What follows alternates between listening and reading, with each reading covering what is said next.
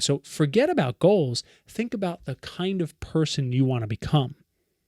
Think about the kind of impact you want to have in the world, the character traits that you want to develop.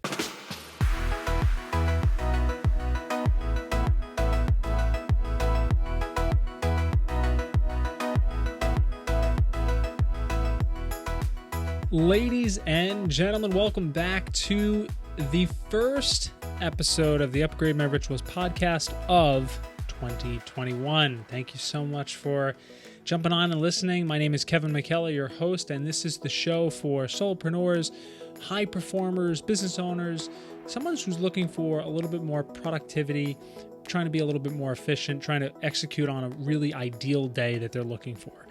And today's quick tip, what I want to just quickly talk about is the options that you have when it comes to setting goals. So you have a couple of options. You can either set quarterly goals, or you could set annual goals, or you could set both. So the reason I'm doing this episode today and talking about the pros and cons of quarterly and annual is because every year I've always set annual goals. That was my thing.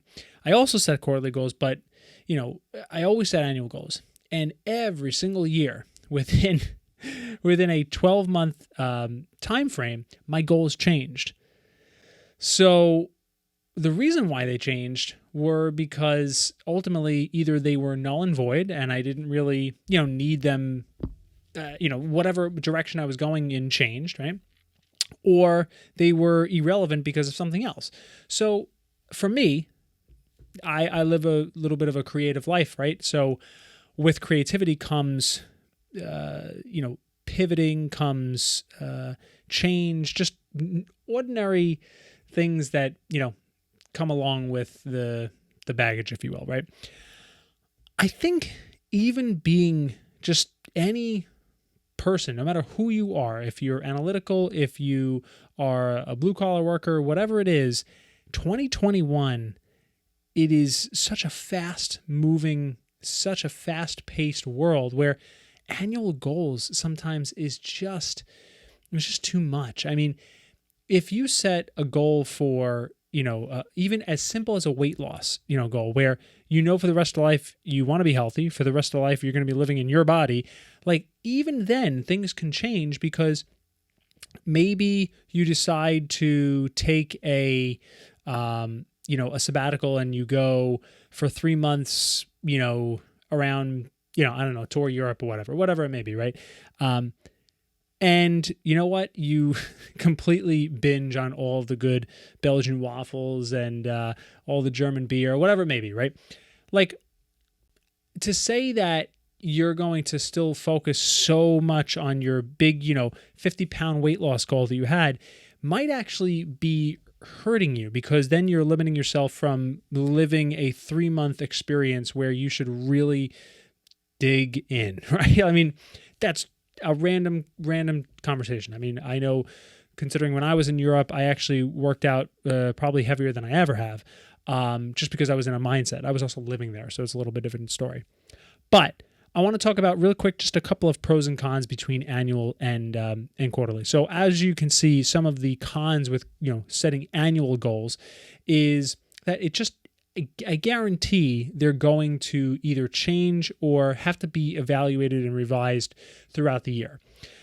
A pro and some real benefits of setting annual goals is the fact that you're going to have direction. You're going to have a little bit more of a meatier goal that you can set for yourself. It's going to be a little bit more probably passionate because you have a little bit more of a runway that you can get up to. So maybe an annual goal is start a business and be full-time with that business. Quit your day job and be full-time within a year. Maybe too much, maybe too little time to actually accomplish that. But nevertheless, that's your meaty goal because you've had that whole year to kind of ramp up. So I think there is, like I said, some pros and cons. Let's take a look at quarterly goals, though. A really kind of a little bit of a hidden gem to creating quarterly goals is the fact that you're going to have to, by nature, because of the short 90-day window, make them a little bit more specific, make them a little bit more achievable.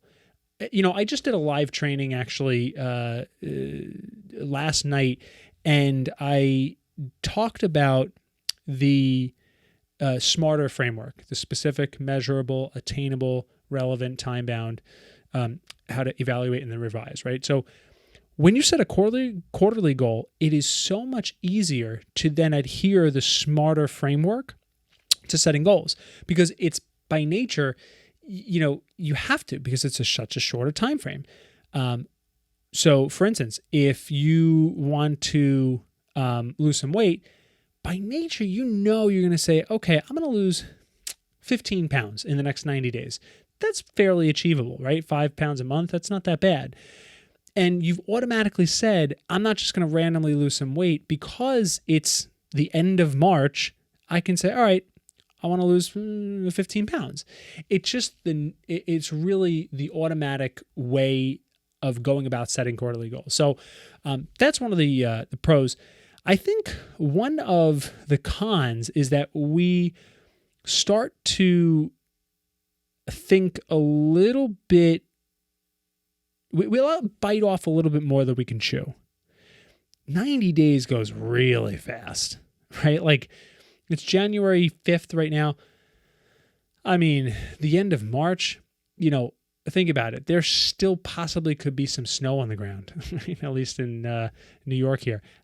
I mean, there's not too much you can get done. So again, maybe it's a con, but for me, it's a pro, because I've been working at this for 7-8 years now in my life, setting goals, trying to achieve them. So I kind of know, I'm really familiar with what 90 days looks like and how that feels and what I can really chew off. So I've kind of gotten pretty good at setting realistic goals, if you will. So that's just kind of my 2 cents today on quarterly goals versus annual goals. There will be another time in another, point in time where we do an episode revolved around a life vision. Because what happens is a lot of times people say, yeah, well, I have a 5-year plan. That's great.